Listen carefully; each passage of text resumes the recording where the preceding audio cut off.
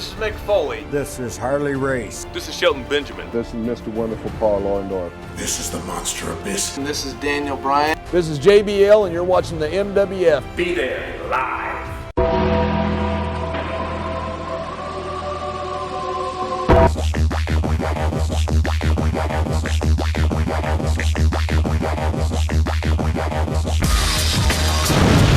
Wrestling fans around the corner, around the world, welcome to the post-WWE Monday Night Raw edition of Wrestling Insider's Monday Night Mission.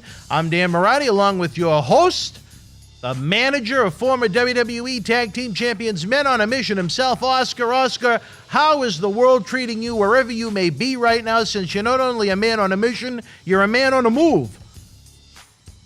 The question is not how the world is treating me, obviously, but how is your week? You want to honestly know what I'm doing right now?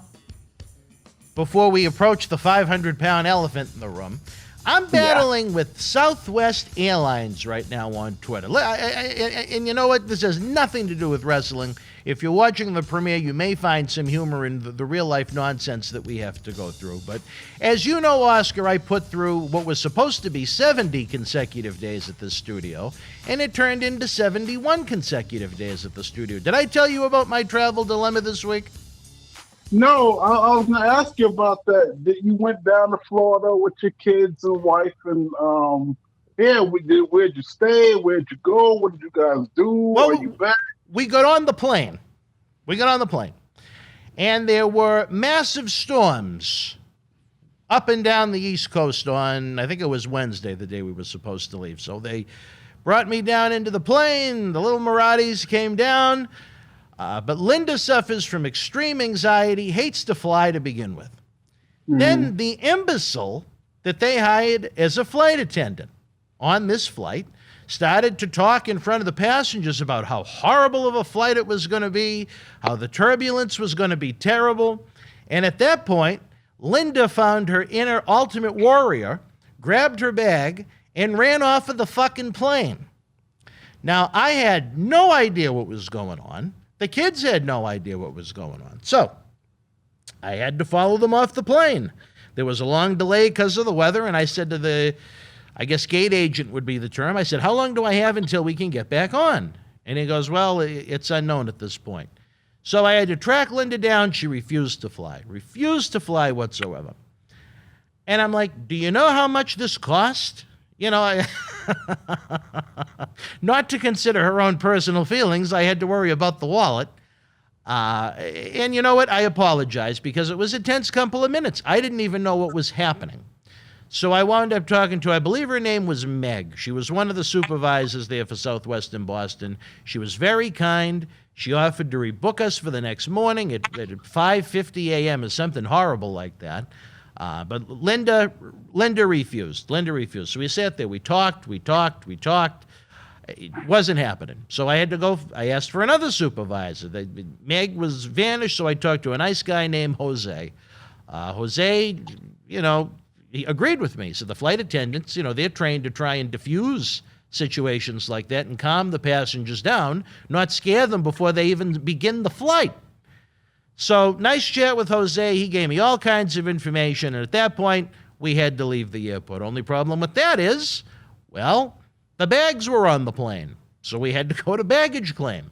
And I spoke to a wonderful lady that worked for Southwest at baggage claim at Boston. Her name was Katie. She was very nice, very helpful. She said she had a connection down in Orlando and was going to have the bags returned the next day. So I said, that's fine.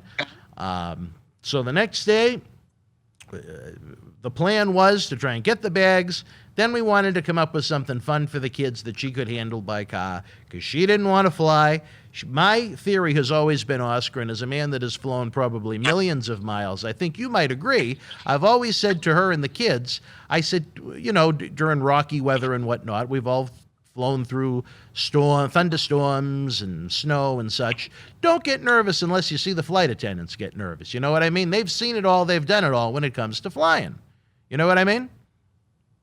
Yeah, exactly. If the flight attendants to start to cringe, then you really probably you need to start praying. Well, this imbecile that they had working on flight number 6755 on June the 23rd put the fear of God into Linda. She doesn't like to fly to begin with, and once she heard this flight attendant say that, like I said, she went from being Linda into Jim Hellwig, and how quick she bolted off of that airplane. It was amazing and insane at the same time. So we instead decided to go up to the wonderful White Mountains in New Hampshire, a very nice place I've been going to almost annually since I was a kid. Found a nice little hotel, some activities for the kids, nice pool, nice places to eat, little outlet mall. So we thought all was well in the world. So the only problem was we had to get the bags back. We spoke to our friend Katie the next day, went to get the bag, packed everything up, and off we went to the White Mountains. Went to eat, checked in, wanted to go down to the pool. Great. Went to go get my bathing suit. I opened my bag, and Oscar, what was in that bag? It looked like half of my clothes were used as toilet paper. The other half of my shorts and underwear looked like there was semen on them. And there was this goo on the inside of the suitcase. Linda, her belongings were just wet, and the third bag was fine. So then I had to deal with this. Bag gate, I guess we're going to call it, as I'm still dealing with it right now, as I just sent them some lovely pictures of my shit and semen-covered clothes. To make matters worse, for my 40th birthday last year, Oscar, I don't know if I told you, but one thing I wanted to do for me for once, it is a tradition for John Cena Sr. He loves Halloween Horror Nights at Universal Orlando. I have been to Universal Orlando hundreds of times. I am an annual pass holder, but for whatever the reason, even though I used to live in Florida for 2 or 3 months out of the year, I never made it to Halloween Horror Nights. I was going to treat myself last year for my birthday, and then they canceled it because of COVID. So this year, booked it. Even the oldest one was able to get some time off from work and was going to come along. They had a great, to their credit, 50% off sale the other day. I said, that's a pretty good price. I booked it. But I never got a confirmation email. So in the midst of these discussions about the flight attendant and my shit and semen-covered clothes and my gooey bag, I asked them why I didn't receive a confirmation number. And they said, oh, well, we had an outage and your your reservation wasn't confirmed. I said, my credit card my credit card was already billed. It's on the activity and statement section. And they said, no, it didn't go through. There was an outage. I said, outage or not, there is a charge for these plane tickets on my credit card. So this began another battle. Then they, on Twitter, they switch off different Twitter representatives, I guess. And today the excuse was, oh no, your method of payment wasn't accepted, which is a crock of shit because I sent him a screenshot of my credit card being billed. So I mean, I don't even, and they just sent me another message right now. There's this woman, Taylor, is trying to help, but she's not doing a very good job in helping the cause. But I'm going to let Taylor know we're in the middle of a podcast. But Oscar, can you see my inner frustrations with Southwest Airlines right now? Yeah. But what comes to mind is what happened to your clothes? I mean, they didn't have them for that long, and who opened your bags to put a bunch of crock on your clothes like that? How does that happen?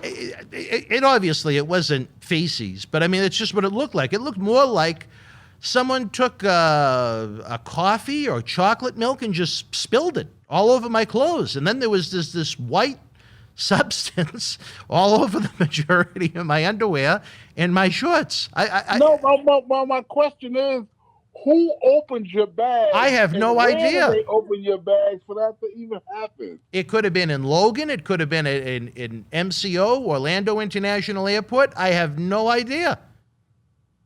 It was insane. And on top of it, let's make matters even worse. We're in the middle of nowhere in New Hampshire, pretty much. And with my size, I have to have a larger shirts. I can wear normal size pants, normal size shorts, and things like that. That was no problem. But I wear normally a 2 extra large tall. And believe me, in the middle of the White Mountains in New Hampshire, there were no big and tall stores. So we had to go to this outlet mall, store to store to store, because I can get into a 3 extra large, mezza. I mean, it fits okay, but I need the length because I have a long torso and normal size legs. Finally, we went to Under Armour. They had 2 XXX shirts that I bought and was at least able to get home. I mean, you can't make this up. Only the life of Dan Marati. After 71 consecutive days in this building to try and put a smile on the fans' faces with our tremendous wrestling conversations. How was your week? No. Oh, there's more. All right. Yeah. Well, You ain't gonna act like you about to breeze by what I'm about to ask you. What did you do to my friend Marty?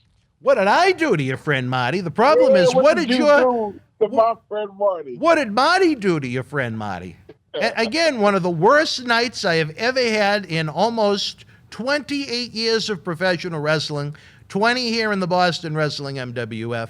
For the fans that want not the Cliff Notes version, check out the quote-unquote little mini shoot interview I did last night. I got back so late from New Hampshire, I didn't have time to produce the usual week in review show we do, which ran Sunday night because there was no pay-per-view instead of its normal Saturday night time slot. But as you know, from the interview that we did last week on Monday Night Mission, we pre-taped it on the Saturday. On Friday and Saturday, Marty was exceptional. He was great. He was fun. He was funny.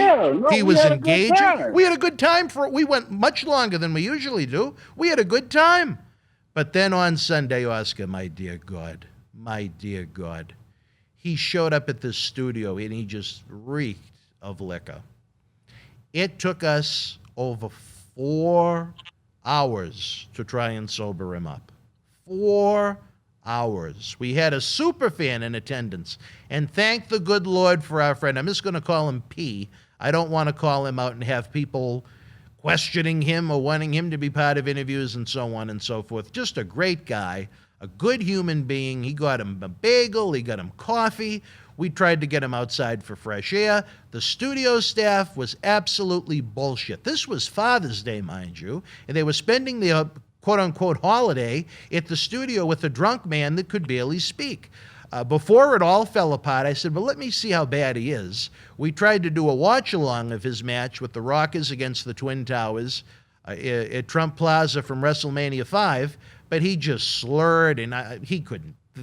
He would be furious if we ever recorded him in that capacity, even though he chose to do what he did.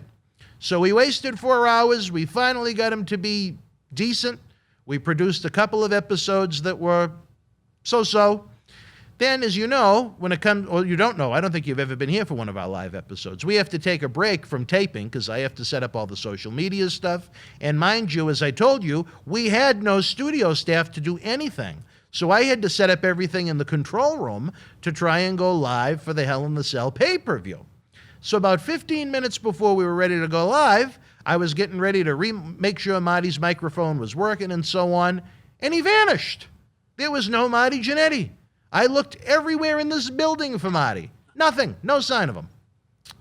Come to find out, he hit the fan. Could you give me a ride down the street real quick? And he wound up taking him to a liquor store where he had more to drink. So we brought him back. For the first few minutes, he was okay. But it just started to slowly go downhill. And then he started with little jabs and little insults. And I was trying to rise above him.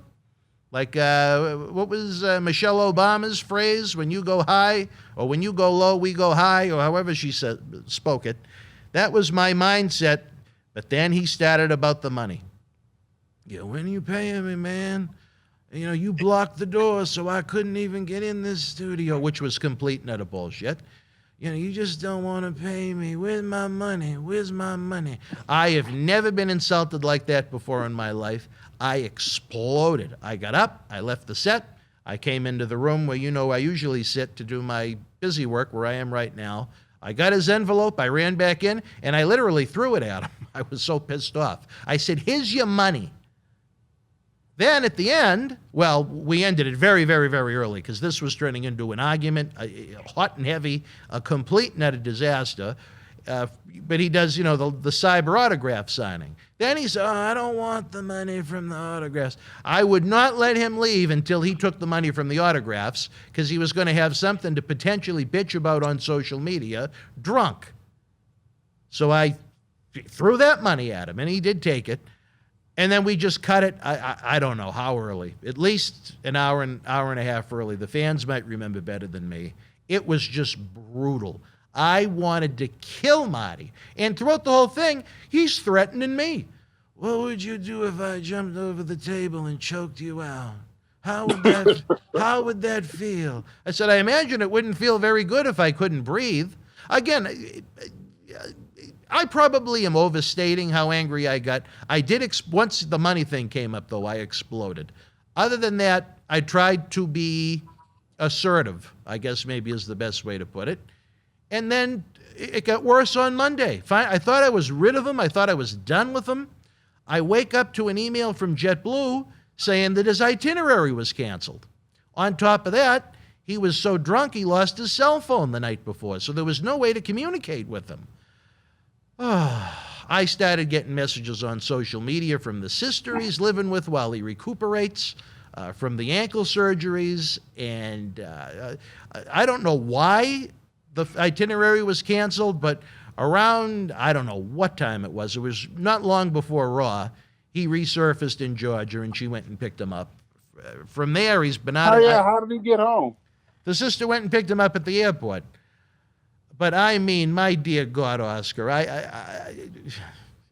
I've communicated with him twice, and it has been nice communications, I want to state, since the implosion last Sunday night. And again, you know what? As angry as I am by the actions, I still care about the human being.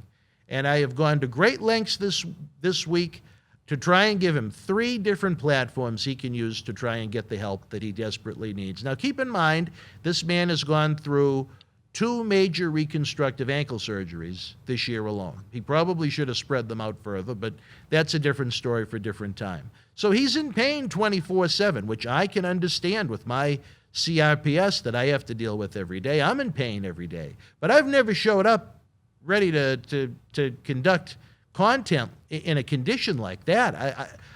I was blown away. But it is what it is. Yeah. I spoke to our friends in Connecticut who have been very willing to help. There is also an addiction specialist that is willing to help. And, of course, as you know, our president, acclaimed psychiatrist, Dr. David Reese, someone who's well-versed in CTE. And, Marty has had some major concussions throughout his career. So, you know what? I gave him 3 platforms to explore if he wants to explore. I don't due to medical reasons. That's what I want to ask okay, you. Go ahead. Sure. What did they say in Connecticut? Because I tried to call a couple of avenues, but I mean, everybody I call, I mean, it goes straight to voicemail, and Sue say they closed. So, well, I mean, who'd you get to, and what did they say? The reason why I asked that, hold on. Yep. The reason why I asked that is he's not going to go on his own. He's not going to go. If I beg him to go, he's not going to respond if Reese call him. He's not going to go if you call him. So my thinking was the best shot that he has to listen to somebody is if the office call him. That's the best bet. Like I said, I don't want to get into too much potential private information, I guess maybe is the way to word it. But, there are people that are willing to help, that have wanted to help in the past, but Marty has to choose to accept the help. He could have the help probably tomorrow. What I didn't realize was, Oscar, and it's kind of funny, but I look back at it as what an idiot. I reached out to these people in the middle of the afternoon on Father's Day. I'm bothering them on Father's Day about a collapsed Marty Jannetty. The fact that it was Father's Day totally slipped my mind. At this point, I was so angry. I said, this man needs help immediately. And then I said, and then later on, as after he finally left, I probably sat at my desk for about an hour just trying to decompress. And I said, holy shit, I called them on Father's Day Sunday. They're probably having, dinner with their wife and kids and so on and so forth. And here I am doing this. I'm like, oh my God. But no backlash as a result of that. Knock on wood. As usual, my intentions were always very good because let me tell you this again. I want to state, while I am angry with what Marty chose to do, I am angry there was a similar situation in February. He is a good human being, and he's in a lot of physical pain from trying to give the fans the best presentation in ring possible for decades. And you know what? For that, he deserves our respect and I think sympathy to some degree. But at the same time, sympathy because what's happening with him is, it's not like it's unique. It's not like we haven't seen this before. It happens it happens all the time. It happens to people we love. We still got to pray for them. We still got to love them and all that. But what I am concerned, what I'm a little confused about is I'll listen to the link you sent me I studied it actually, and your question was, do you use him again? Can you trust him? Yeah, but see, the answer to that question right now is, and I love the guy, I understand where you're coming from, I understand the question, but unequivocally, the answer is right now, no, you cannot. He has got to get, and we have got to know that he has gotten the help he needs because, he's going to say, I'm sorry. He's going to say, I'm never going to do that again. But until he really clears up the problem and clears it up professionally at this point, I've known Marty Jannetty going on 30 years. And I've never seen him like this. But he has had the same problem all this time. And so just because he say he's all right and all that does not mean he's all right. It's quite the contrary. He got to get the help he needs before you even consider having him back there. Well, we had a similar issue in February. And Oscar, I tell you this, Marty and I, behind the scenes, we had some fights leading into this appearance. He didn't like some of the episodes that aired, but here's the problem. We paid the man to show up. We have to fill the content each week, and that is what he left us to work with. He chose to show up in that condition. He's an adult. He's not a kid. No one kidnapped him and poured alcohol down his throat to go along with whatever medication he may need as a result of going to the doctors. If the fans ever saw the content that was edited out, and Marty realized the content that was edited out, I think he'd give me a hug because it was bad. If he thought what aired was bad, he wouldn't obviously remember in the condition he was in, but what I took out was atrocious. So I did him a favor once. This past Sunday, I didn't even bother to record because it would have been horrible. The fans wouldn't have been able to understand him to begin with, and he was just in, again, no condition to perform. The episodes that we did get were, like I said, Friday and Saturday, great. Sunday, it was fair, and then he went to the liquor store again, which I didn't know about, and he came back just hammered, and it was just horrible. And I've dealt with the Sheik at his worst. Full disclosure. If you had filmed the fight and posted that would be the best episode ever. Everyone wants to see it, but the reason I don't want to put it up is out of respect to Marty and make a fool out of him. No, I understand. I understand that, but it still would be great television. Well, maybe someday we'll do an audio version of it. I don't know. You know what I think might be good? Let's fast forward a year or two. Let's say Marty utilizes what's at his disposal. Yeah. And gets better and gets healthy. And we have a great comeback story to tell. And we can take snippets. Look, this was Marty at his worst. And look at him now. Contributing to wrestling in a positive way. Contributing to this talk show. Training young athletes that want to get into this industry. Working our live events and trying to coach the the great talent we have here in Boston Wrestling MWF. Maybe there can be a positive ending to the story, but we're not there now. We're not there now at all. It would be he would make a great coach and mentor and speaker to the younger athletes coming up in the game, because he would be coming from, an honest place. People in that situation, they're the best because they can really teach you about real life, but the story got to be how they overcame it. Yeah. Well, he did. Again, I don't know if I'm crossing the boundaries, but he did say he was willing to talk to David Reese. So maybe the good doctor could, maybe he could encourage him. I don't know if that's the word I'm looking for, but, Reese is so well versed in things like CTE. I mean, he's a gold mine for everyone in this industry. He's an untapped resource, I guess maybe is the best way to put it. Well, Reese got a lot more at his disposal than he used to have. He's working real close with David Nowinski. Chris Nowinski, you mean, right? Yeah, Chris Nowinski and Dr. Cantu and all those people up at the Legacy Foundation. That might be where Marty needs to spend some time, because, those people can actually get him in there and do some real examinations to get to the root of the medical side of it, and then deal with the addiction part of it. Well, yeah, a lot needs to be done. I feel bad for the human being very much. Beyond Reese and his pieces out in Las Vegas, this is a serious situation that I think he could do a lot of good for. I think he might be the man to help guide Marty in the right direction. If Marty develops a rapport with him and he trusts him,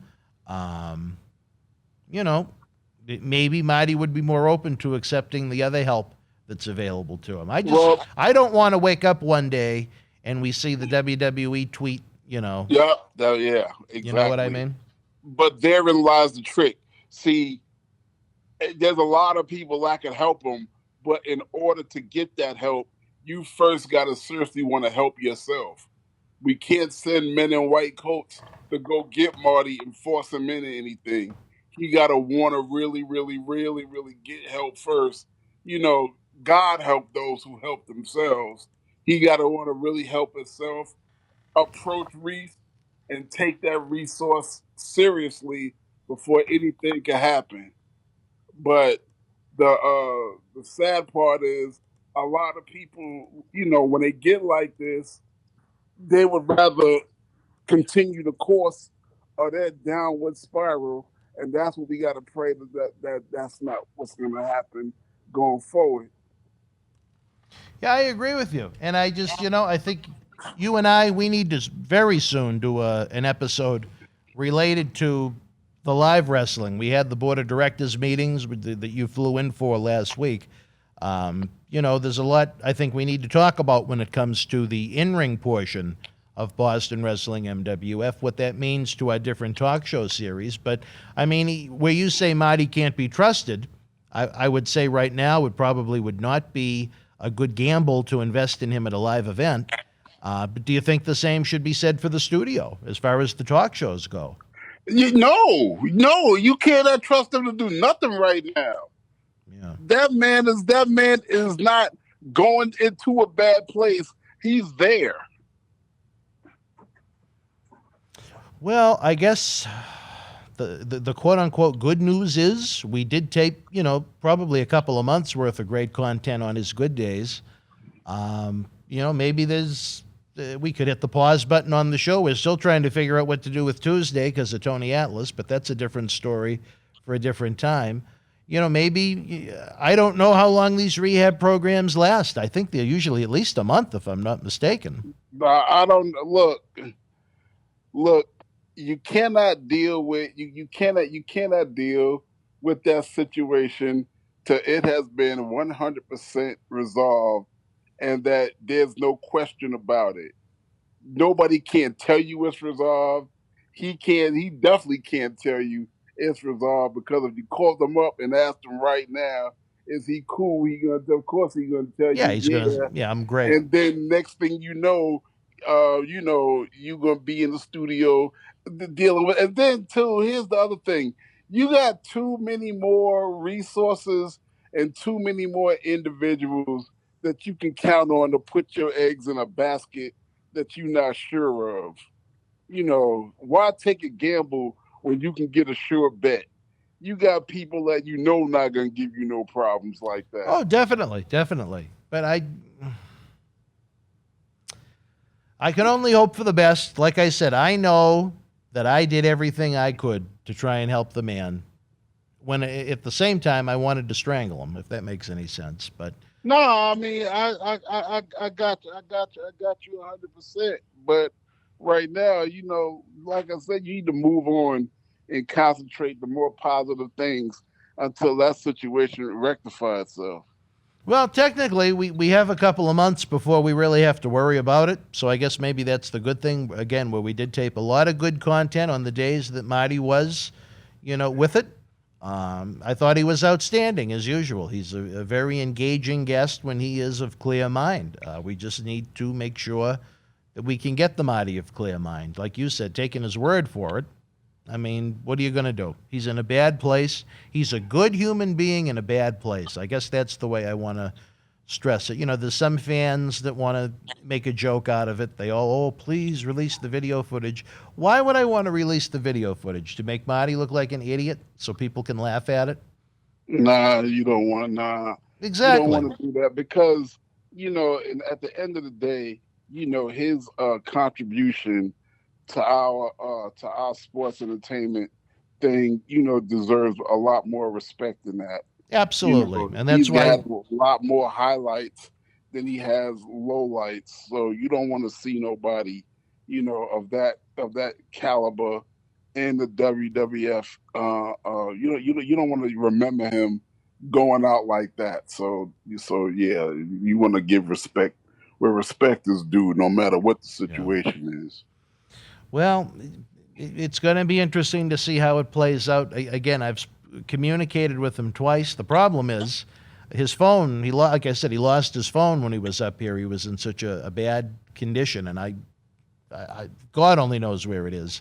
He's waiting for the new phone to arrive in the mail, and then him and I will be able to communicate, as we normally would, and hopefully, whether it be Reese, whether it be some of these other resources, we can guide him in the right direction, and we can have the good Marty, because the good Marty has a lot to offer the fans. He has a lot to offer wrestling, and I think he has a lot to offer himself.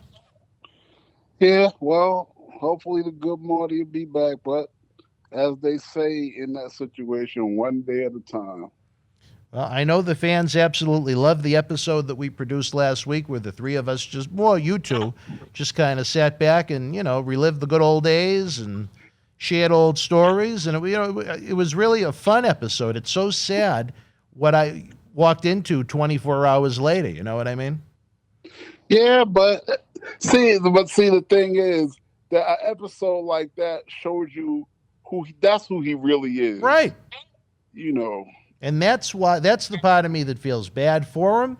That's the part of me that wants to at least. While I can't do anything to help him, I'm not a medical professional, but I want to at least try and open up every door for him that there is for him to walk through. And that's all you can do. I've tried. I know that much. Where it goes from here, nobody knows, I guess, is the best way to put it. All right, what else we got?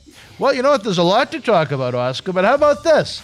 Let's take a brief time out. Let's gather ourselves. We've been kind of somber and serious so far. When we come back, we'll talk a little bit more about what's happening in the world of the king of sports, professional wrestling. Stand by, folks. Boston wrestling sports and the MWF explodes into a new year of unknown with professional wrestling content galore, and we need you to join our family. Every Tuesday night at 10 p.m. after we review the previous night's Monday Night Raw, it's Wrestling Insiders at your house with the unpredictable WWE Hall of Famer, Mr. USA, Tony Atlas. Wednesday nights after WWE, NXT, and AEW at 10 p.m., you never know who's going to show up on Wrestling Insiders Special Edition.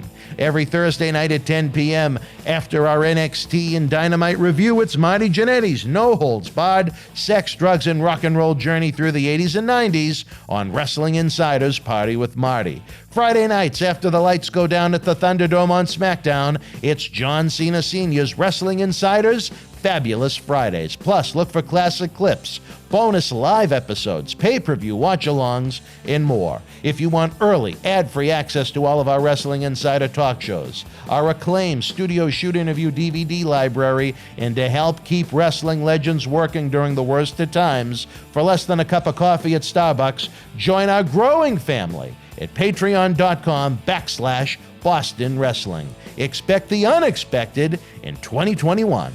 Wrestling fans, I'm Dan Marotti. And this is the man of the hour, Leo Rush. It was all over BostonWrestling.com and our social media.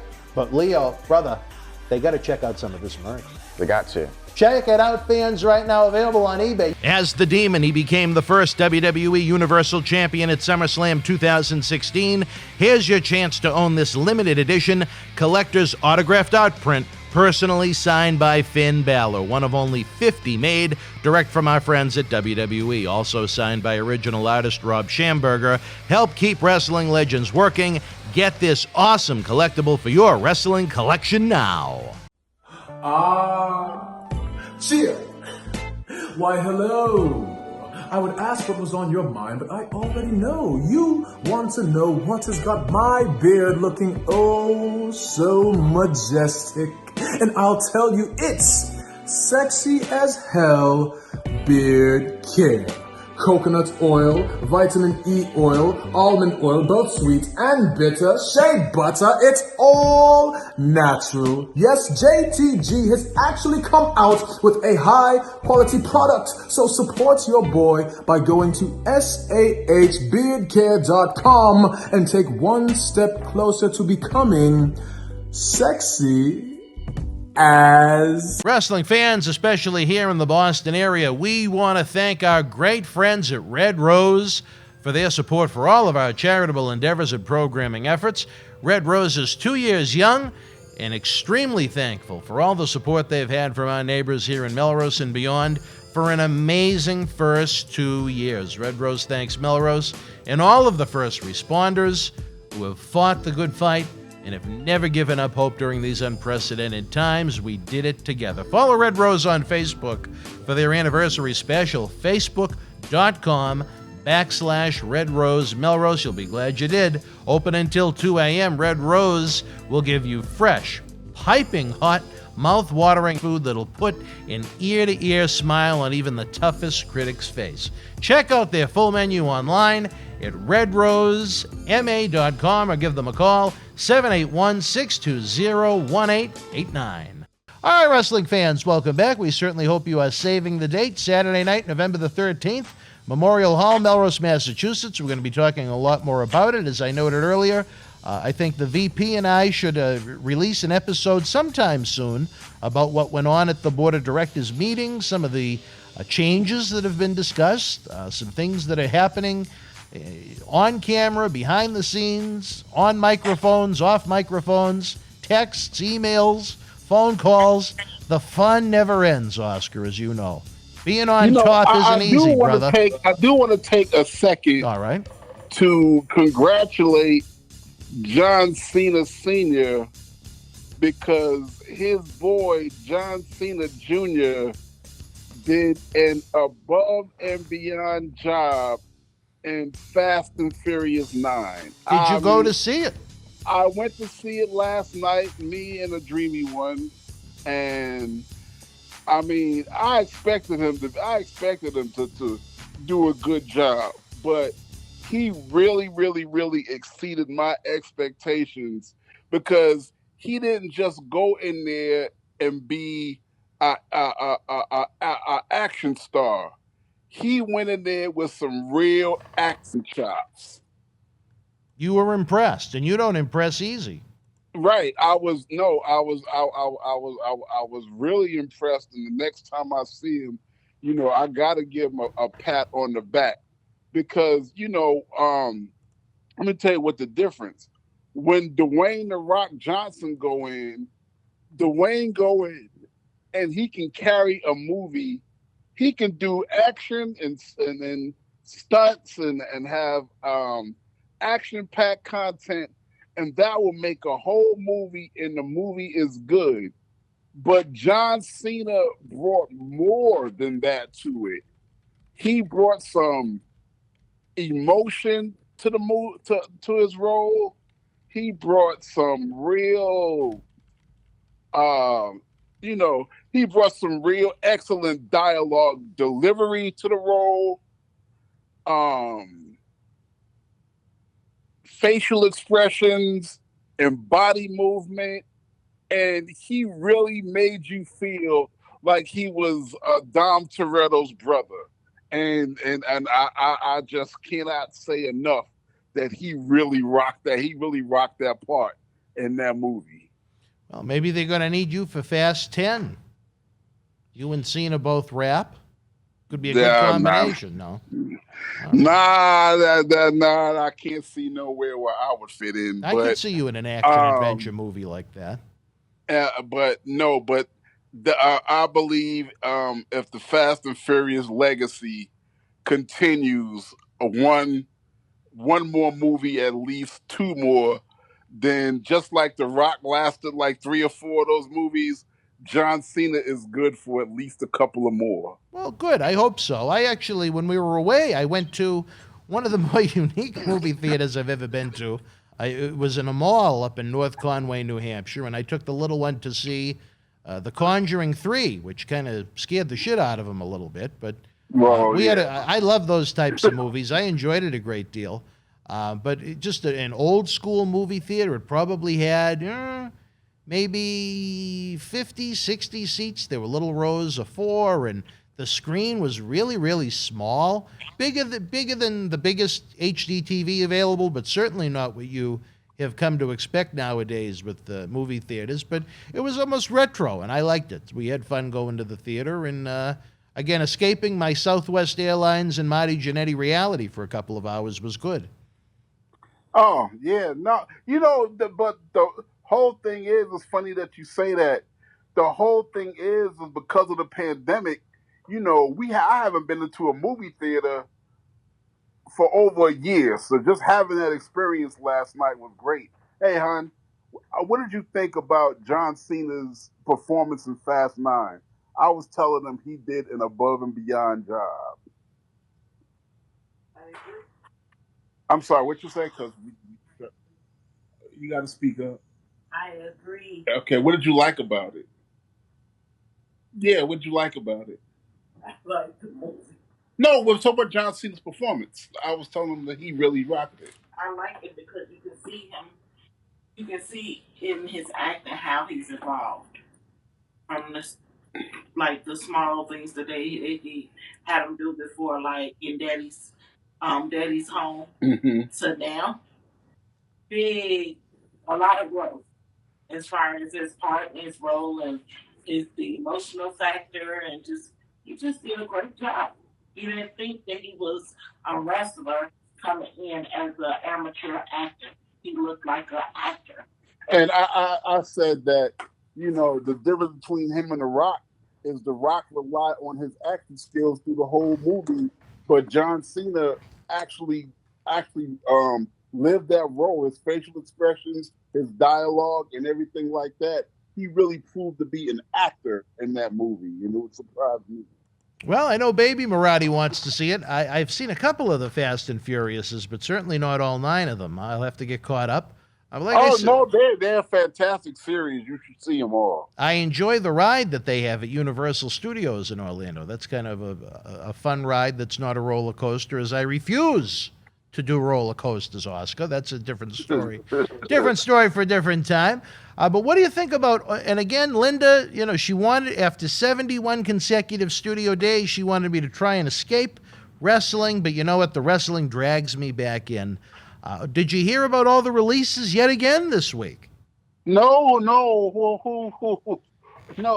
Who got going now? Well, the axe swung at 14.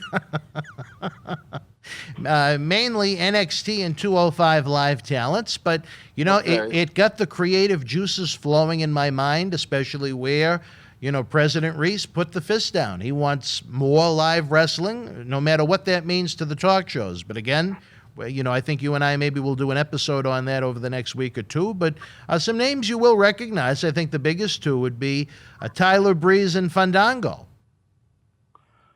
Well, see, here's the thing with that. We have to not do an episode about it, but we need to seriously sit down and bust open the books and see what we can realistically afford, and where if we take a loss, it's not going to kill the company. You understand what I'm saying? Well, November 13th is the 20th anniversary, so if you're ever going to go big, that's the night you go big, in my opinion. And I stated that even though I'm not on the board of directors, or I have an official role like you and Reese do, that's my opinion. I think if there is ever a time to go big, it is on November 13th. I think that is much wiser than the Fabulous Women of Wrestling, John Cena Sr.'s idea. No. You don't want to go big on November 13th, and then you can't have a show after 2022. Oh, I understand that completely. But, like I said, if there is ever a night to break out the proverbial champagne at a live wrestling event, I think after 2 decades of Boston Wrestling MWF, it is that night where it is going to be such an all-inclusive event. You have the 80s legends that are going to be there doing the autographs and the photos. You're going to have the superstars and legends of yesterday, today, and tomorrow ready to blow the roof off of Memorial Hall in that squared circle. And then on top of that, November 13th, that's going to be the official kickoff to the Paul Bearer Holiday Headlocks Toy Drive. So, I mean, you have all of those combustible elements all in one place at one time with so many people that really don't like each other. I think it's going to make for a night the fans will never forget, not only meeting the legends, but the hot action we're going to have inside the ring.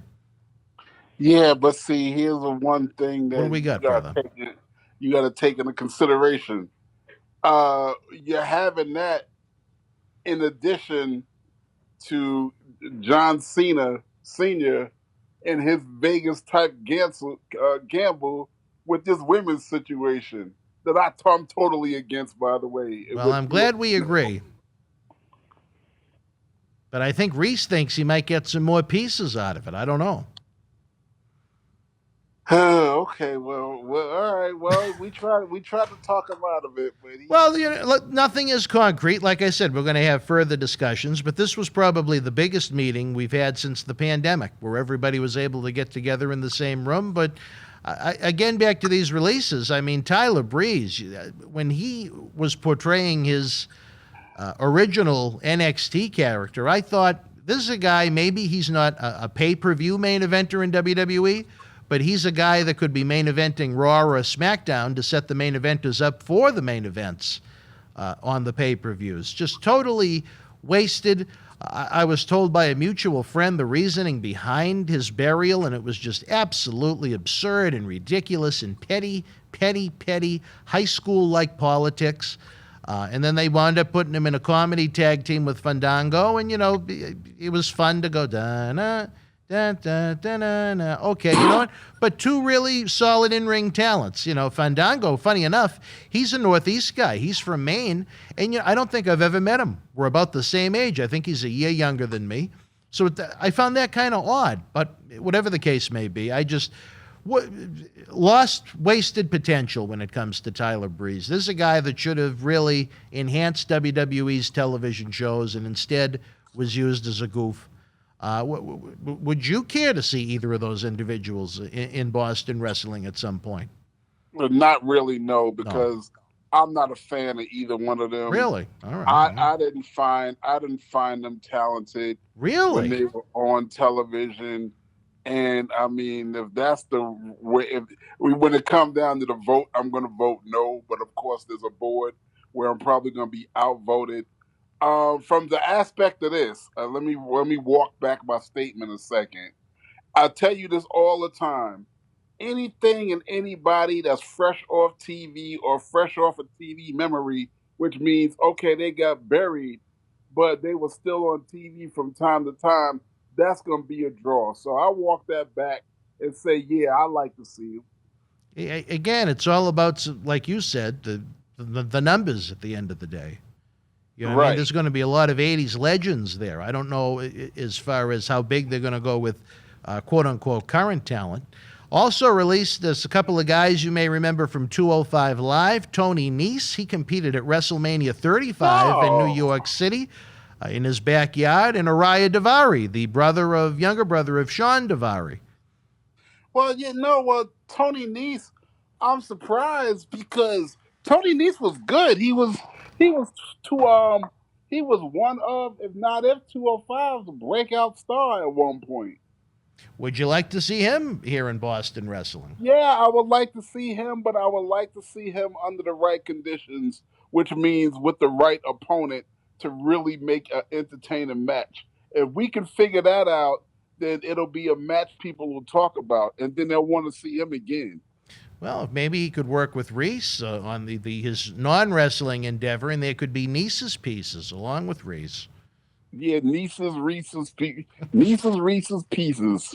The one that really, I guess frustrating maybe is the word more than anything, the Bollywood boys, Sunil and Samar Singh, were released. They were the sidekicks of Jinder Mahal. Then when Jinder got injured, they turned him into these goofy Bollywood-type characters on 205 Live. But the problem with them, it had nothing to do with the work.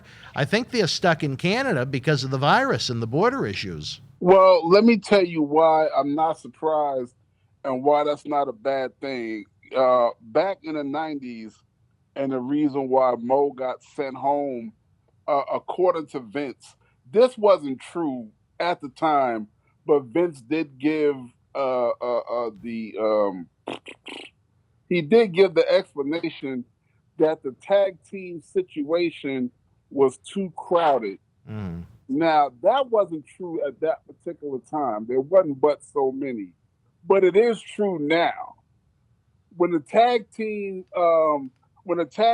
picture up there in Connecticut gets to be so crowded, how many tag matches can you put on a Monday Night Raw, on a SmackDown? You think a live show? You think the tag team division is crowded? The tag team division is one or two slots too many. Oh my! I couldn't disagree with you more. I think it's almost so thin. It's almost like it has AIDS. It's horrible.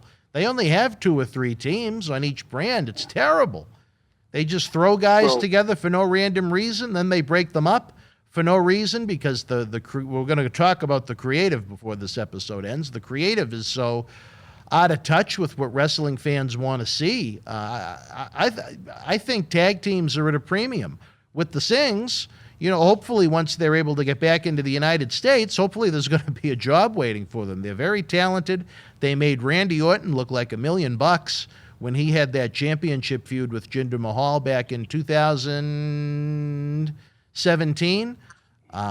But I'll tell you this, out of all of them, the one that maybe hit me in the gut pretty hard, Oscar, was, I don't know if you've seen him on NXT at 205 Live, but August Gray, better known here in Boston wrestling as AG, All Good Anthony Green, who I don't think WWE ever let his true persona come out.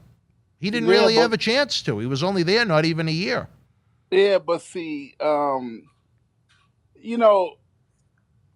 problem is that, I don't know, there's not enough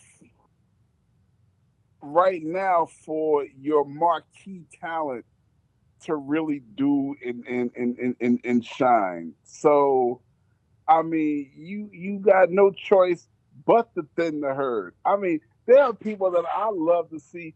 I mean, I think they done burnt Bailey out. They done burnt her out. There's nothing else for her really to do. No one wants to see Bailey. Yeah, so don't be surprised if she goes and goes quickly. Um, Well, we'll have to wait and see on that. I'll run through the rest of the list. I'm not sure how familiar you'd be with them, some of them have had limited exposure on NXT. The tag team of Ever-Rise, who never really impressed me at all, were released.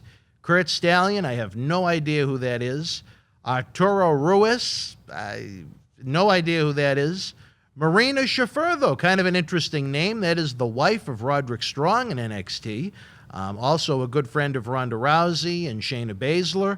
At one point, there had been a great talk about doing the Four Horsewomen versus the other Four Horsewomen, the wrestling version against the MMA version, and well, not anymore, as she is no longer employed with the company.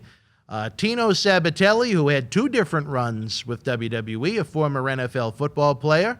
And last but not least, Killian Dane, who was tag teaming with, what's the little British guy's name in NXT?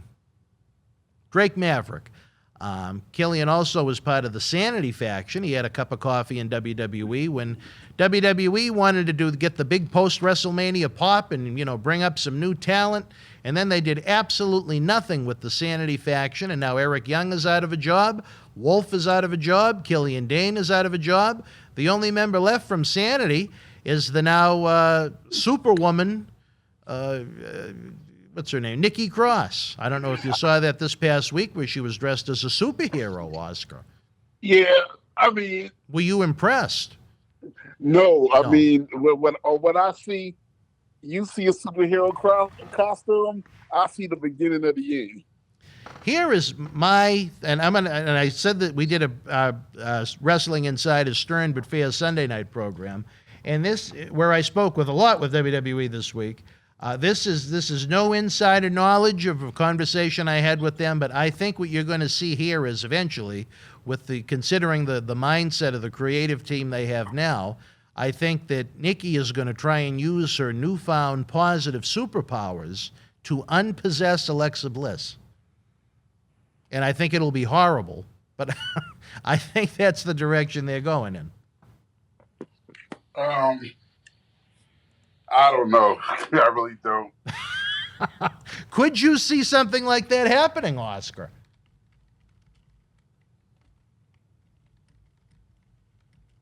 Are you there? It would be. It would be. It would be the dumbest storyline in a long time. But that's not my question. Could you see it happening? No, I hope not. You hope not. All right. Well, we'll leave it at that. Before we go, Oscar, I had to ask you about this one. Did you hear about the new writer that was hired by WWE trying to be PC, adding another woman to the writing team? Kenise Mobley.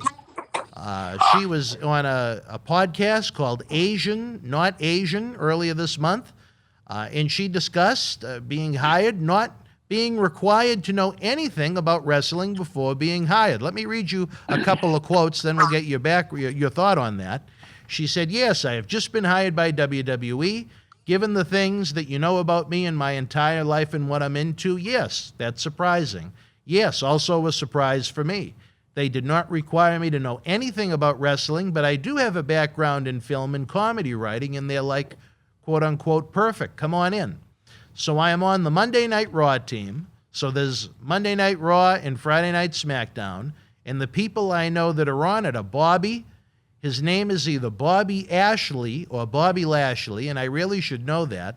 He's like this giant black guy, and he and the people who are part of his crew, I know that they call, or at least as of last year, they called themselves the Hurt Business. The Hurt Business. They wear suits and they're like, quote unquote, we're cool. Your thoughts on this woman being added to the team to produce content that is drastically falling in popularity? Yeah, I got a thought about that. He was there so little, I can't even remember his name.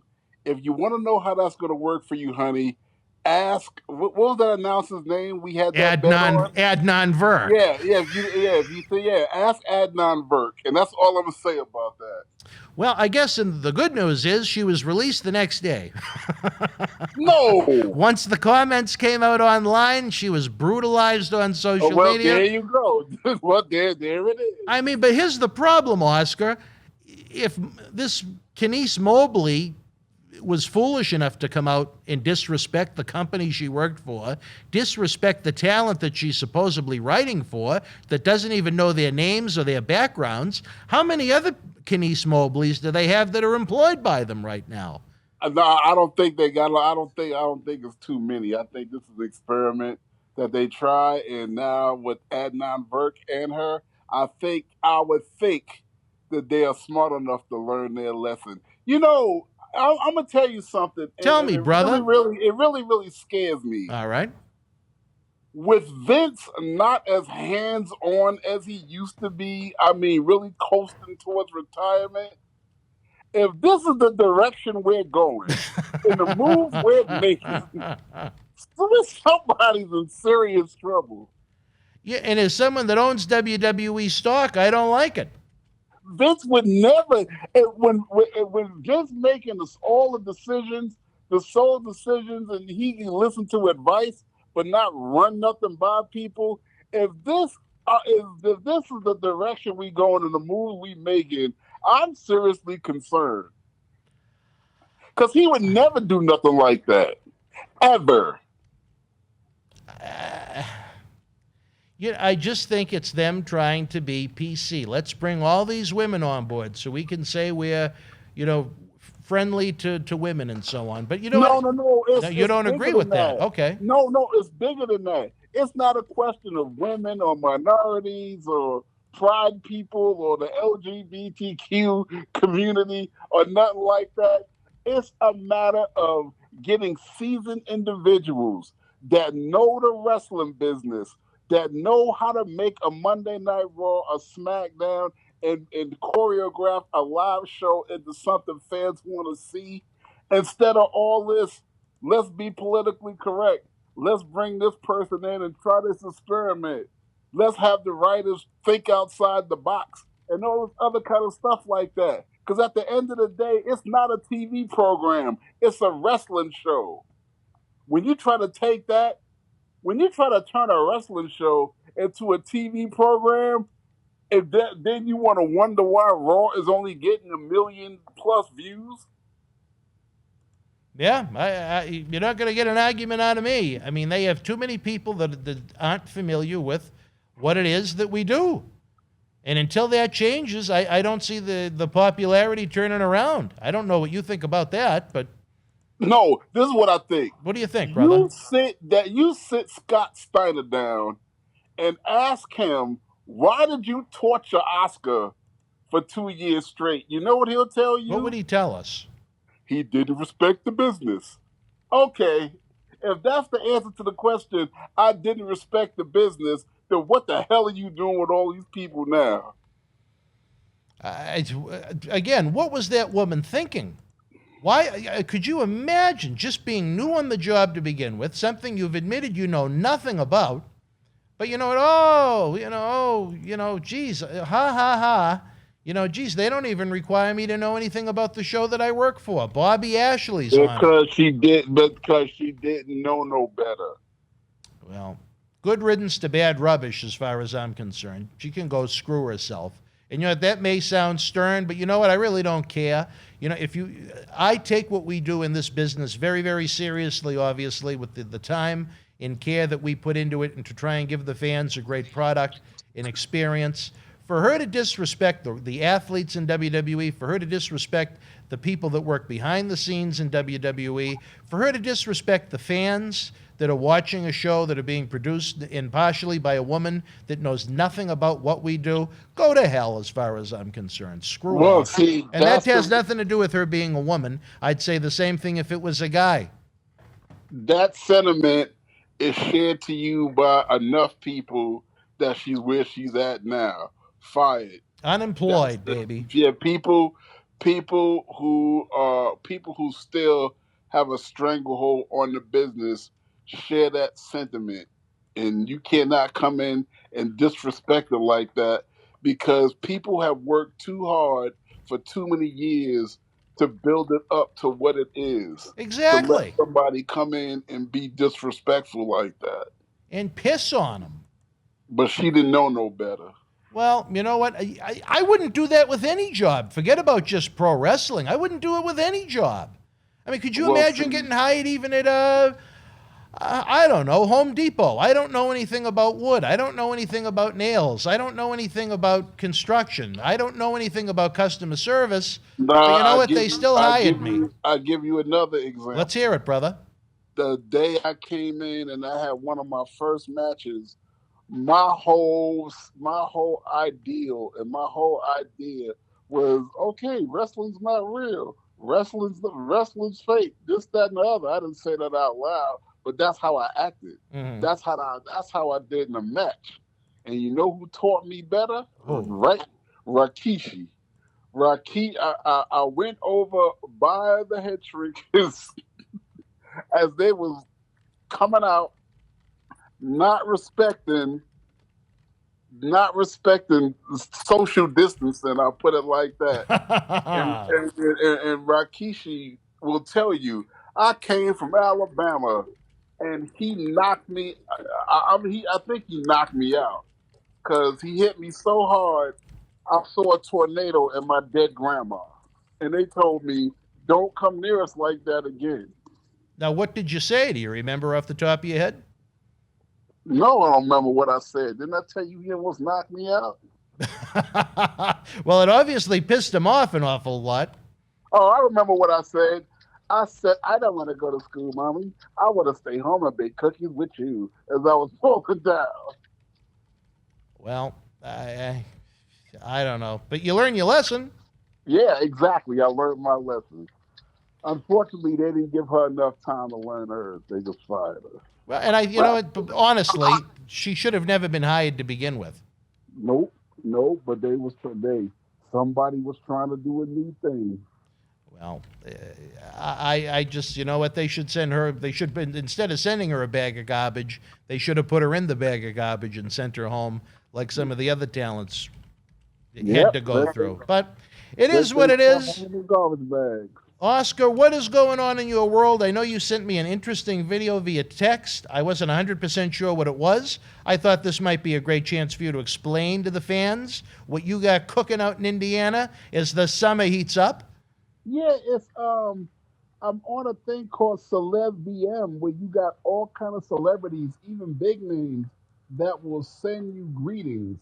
And what I'll do is I'll send you a rapogram. I'll send you a rapogram. A birthday wish. It can be from somebody to somebody. It could be from me personally. But you tell me what subject it is. You tell me your birthday, your anniversary, your breakup, your divorce, and you're just feeling good about yourself, and you want me to send a rap about it, I will do just that. Wow. Well, wrestling fans, you heard it here. Oscar is a man on a mission that will directly send you a salvo via cell phone. How can the fans access this platform that you're on? You go to celebvm.com, and then you look up Oscar Men on a Mission, and it'll walk you through all the directions. Celebvm.com?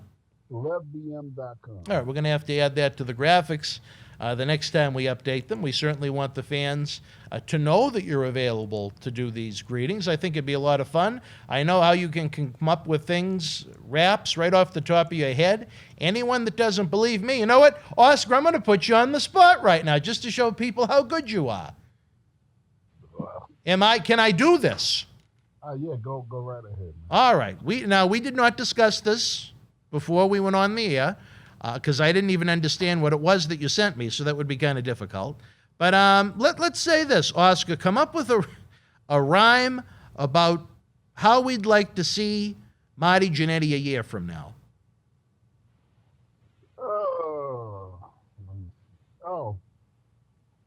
I'm Oscar from the Mission, but they call me Casanova. The party with Marty right now, it's over. Marty came in, and he was a punk. He came in, and he was kind of drunk. Because kind of drunk, and that ain't right. And him and Marty, they got into a fight.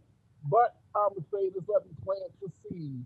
I'm really hoping that you get the help you need. I say it like this from the place to be. We love you, Marty Jannetty. Hey, you know what? That was great. And again, we didn't go over this beforehand. I had no idea I was going to ask you to rap on this show, and I really was unfamiliar with celebvm.com, but that is the place to reach Oscar. He could create something magnificent in his home or wherever he may be on his travels. Oscar, anything else interesting coming up that you want to plug before we go? Yeah, I got to get more information on it, but a couple of appearances coming up. October is going to be kind of a busy month. October 15th, I have a virtual autograph signing. Like I said, I got to get more information. It's going to be somewhere outside of Newark, New Jersey. I'll know more.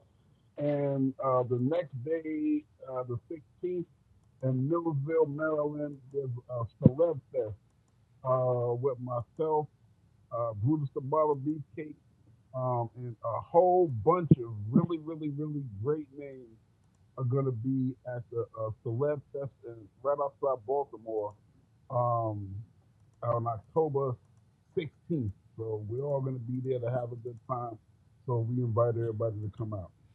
All right. Well, wrestling fans, you heard it from the man on a mission himself as we have a busy week ahead here in the world of Boston Wrestling MWF. Again, you can get early ad-free access to our in-studio Wrestling Insider studio shoot interviews over at patreon.com/Boston Wrestling. Along with that early access, you get access to our world-renowned studio shoot interview DVD library that's been seen by millions online, millions more on the Howard Stern Show because of Sheiky Baby. You get some Patreon exclusive videos and the knowledge that your fine self are helping keep wrestling legends working. The eBay store is open 24/7. You can find the link in the description box below. And if you enjoyed the great content on this program, the Super Chat button is open right underneath the premiere box where you share your thoughts on what Oscar and I are discussing. If you're not watching the premiere live after Raw, leave your thoughts on the show in the comments section below. If you could give us a thumbs up, subscribe to the YouTube channel. It lets the YouTube computers, algorithms, people, whoever runs YouTube know that you like what we do, and it shares it with more and more fans so we can continue to grow more and more. I'd love to have Oscar in the studio every week. I'd love to have all of these superstars in the studio every week, but again, with that comes the financial obligation, which isn't cheap, believe me. The airfares have shot through the roof since that gas hijack a month or so ago. And as a man that loves to fly, Oscar knows about these increased airline tickets. Yeah, you used to get from here to Boston for $80 round trip. I looked at it the other day. It's $400 and something. I mean, just overnight. You just wake up and the airfare is like, you can't afford to go nowhere no more. Marty's was originally going to be with us. I think it was Memorial Day weekend in May, but when that gas issue happened, the price ticket more than tripled overnight. We couldn't afford it, which is why we had to push it out to June, which God only knows what that might have turned into in May. But for my partner in crime on Monday night, each and every Monday night, we're back at 11 o'clock for the premieres. The fans spoke. They like the later night premieres of the show. If they choose to watch it the next day, a couple of days later, that's why we have the archives here on YouTube, because if you subscribe, you never miss an episode. They send you a little alert. So we plan on us being here every Monday night after Raw, whether it's good, bad, somewhere in between. You can count on Wrestling Insider's Monday Night Mission. Until next week, you and yours, be well, be healthy. We'll see you then. Good night. The World Wrestling Federation was live at the Lowell Memorial Auditorium in Lowell, Massachusetts, Saturday, June the 28th, 1980. In the opening contest, Jose Estrada beat Duke of Dorchester Pete Doherty. Frank Savage with the win over Frank Williams. WWF Tag Team Champion Afa and Tor Kamada, who replaced Sika, retained the title over Rick McGraw and Johnny Rodz. Pat Patterson defeated Tor Kamada via countout, and in the main event, the WWF Intercontinental Champion Ken Patera retained the title over Polish Power Ivan Putski, via Countout. If you are in Lowell Live, share your memories in the comment section below. Use the links in the description box to keep Wrestling Legends working in our eBay store and on our world-renowned Patreon streaming service so we can bring you more interactive superstar shoot interviews to relive the good old days of professional wrestling. Check it out. Boston wrestling sports in the MWF explodes into a new year with professional wrestling content galore and need you to join our family. Every Tuesday night at 10 p.m. after our Monday Night Raw review, it's Wrestling Insiders at your house with WWE Hall of Famer Mr. USA Tony Atlas. Wednesday nights at 10 p.m. after NXT and AEW, join rotating legends on Wrestling Insiders Special Edition. Every Thursday night at 10 p.m. after our NXT and Dynamite review, it's Marty Jannetty's no-holds-barred sex, drugs, and rock and roll journey on Wrestling Insiders Party with Marty. Friday night after SmackDown, don't miss John Cena Sr.'s Wrestling Insiders Fabulous Fridays. Plus, look for classic clips, history videos, bonus live episodes, pay-per-view watch-alongs, and more. For less than a cup of coffee at Starbucks, get early ad-free access to our Wrestling Insider talk shows, our acclaimed studio shoot interview DVD library, and help keep Wrestling Legends working during the worst of times